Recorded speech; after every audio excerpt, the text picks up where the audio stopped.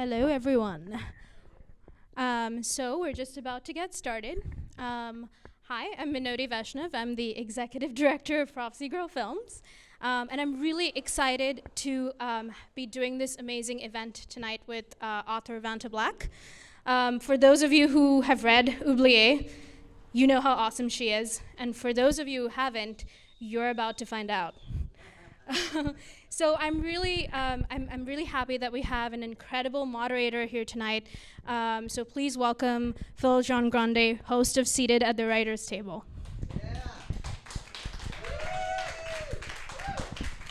Thank you very much.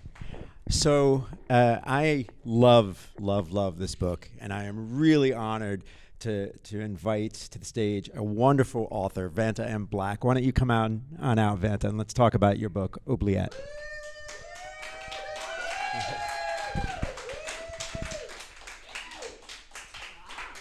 Okay, so let's start out with the uniqueness of Oubliette. So Oubliette, there are many plot lines, which is one of the things I love about it. And during this interview, I want to go through sort of how you constructed that. But before we even do that, talk about the structure of the book, why you decided to do it this way. Sure. So Oubliette has several. Oh, I think I'm mic'd. Oh, you are, great. I'm mic'd. Can you hear me? Okay. All right. So Oubliette has basically one main vein that goes through it. It's like the main artery. And then you have all these ancillary storylines. And it's very twisty and turning, and everything kind of, comes together at certain times in such a way that it unravels the story across many different storylines. And these storylines take place throughout history, and they're all centered around this oubliette, which is in a castle in France. Yeah. That's how it works. So that's a little intrigue for you. So with the structure being as complex as it is, right? You have all of these storylines. Did you, I would imagine, would have a detailed sort of outline before you started? No. Right, of course. No. So what did you do? How did you start this? Okay, the inspiration for the book came when I saw this, one of those Travel Channel shows. And it was about this oubliette at Leap Castle in Ireland. And this was apparently the most haunted castle in Ireland. And that caught my attention. And they were talking about how in the mid-1800s they emptied out this oubliette, which had been there for many centuries, several hundred years throughout time, and how it had collected the bodies of all these people. They pulled out the bones of over 150 individuals. So that's what got me thinking, oh my God, all these people kind of came together in this really kind of beautiful and creepy and just disturbing way to share this one grave. And obviously, they all had a story from the different periods in time that led them to their demise, whether it was war or murder. There's a story behind every single soul who perished in this real oubliette. So that's where I got the whole idea to write the story. And when I sat down and started writing it, I only had like one or two of the stories in mind. To me, at the time, it was going to be very simple in nature. It was just going to be kind of like a series of ghost stories. I didn't have the intention of them really interacting with each other. And then as I started to write, after I got like maybe one or two of the storylines down, I realized that I needed this modern day storyline to be that artery like I told you about, and that they needed to play off of each other to really become something just a little bit more than just a series of short stories. Okay, and so without an outline then, which is crazy to me, did you eventually create one? Yes. Or did you, all right, so. I went back. You went back. You realized that you needed. Many times I went back. Right, okay, so talk about that for a second. So I realized once I got the first draft done, and I had a couple of friends read it, and I did a little, evaluation with them. And I realized they didn't understand some of the parts that they were supposed to. And I just tore at it at that point. I killed so many babies at that moment that, I really think that that original book is nothing like it is now. I just really realized that I either needed to go for it or, again, just kind of make it a little bit more light and so easy. So do you think that the fact that you wrote it first without an outline helped sort of the process? Or would it have been better just to start with the outline? It would have been easier to have started with an outline. And I think that's how most people are supposed to write books and should write books. It's what you're supposed to do. But I think the result that is there now has a little bit more of a rawness to it because of that methodology. And I think there's more authenticity there. I mean, this is obviously, there's supernatural elements and there's ghosts and things. So it's based on reality in the sense that there's so much going on that actually could happen, and the conversations and the way things take place, I wanted that to feel very, very real, and I think that's what came about with the way that I structured it from the beginning.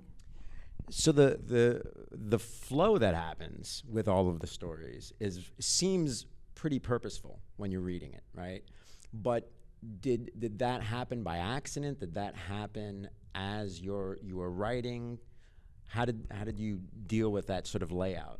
I think both. I think it just happened organically, and as I went through and I just beat the stories into submission, so to speak, it was going back again and again and making sure that things happened the way they were supposed to. So it was definitely a process, but there were things that it was just serendipity, where, oh my God, that worked out. That's cool. I didn't really plan it that way, but hell yeah, let's go with that. So I want to ask, how many people have read the book who are here? Okay. So there you go. As you read the book, didn't you feel yourself propelled sort of forward, like you had to find out what was going on, even when you jumped to a different storyline? You were kind of like, well, where's my storyline? And they all sort of worked like that. So how do you propel a reader forward like that and keep them engaged, especially when you're dealing with so many storylines? So, I wrote this, and then I basically took each storyline at certain points in time, and I just focused on that storyline so that it flowed in and of itself. As you know, Phil, because you helped record a good portion of the audiobook where you listen to one storyline continuously, each one works on its own. And then it also works when it's flipping among the other storylines. So I think by kind of pulling things out, focusing on them one at a time, and then I had a flow chart. Like I created this big flow chart, and it was color coordinated, and it was this storyline here, and then this chapter needs to happen here in order for this one, and I mapped it out. It was quite extensive, and I did it in Word too, so I was very proud of myself. All right, so having said that, the main story, Veronica's story, has sort of a slow burn pace to it. Whereas like some of the other ones, like Dorothea's story, is very fast moving, like you're getting to the exciting parts very quickly. Yeah. How do you master pacing, and how do you know when you need to push it forward, or when this story can lay back, and here's where it needs to jump? Just talk about all of that. So again, that's part of that natural progression of any story, but when I was putting them in order, I was very aware of at what point one storyline had a lot of action happening, and then another storyline might kind of be in a slower pace. So that as you were reading, because we all have those moments when we're reading anything or we're watching any movie, stuff is happening kind of slow and you're like, and all of a sudden I pop you over to another storyline where people are being chased by something through the woods. And that was very, very intentional at that time. And with Veronica's storyline, because that's that main artery storyline, she could kind of take her time, and it was her, getting this amazing opportunity to decorate a castle in France, and getting her sister on board, and they're having lunch in Burbank, and all of those things. I could kind of have fun with just kind of developing those characters and laying out, setting things up for the future, and that was the fun of that storyline, really. Okay, so in this question, I'm actually going to do a little reading because I wanted to give a sample of this because it's so beautiful. There's a lot of really beautiful descriptive language in this book. And so I just want to give you a sample. This is from Dorothea's story. The parlor was splendid with pastoral murals, each gilded with gold framing.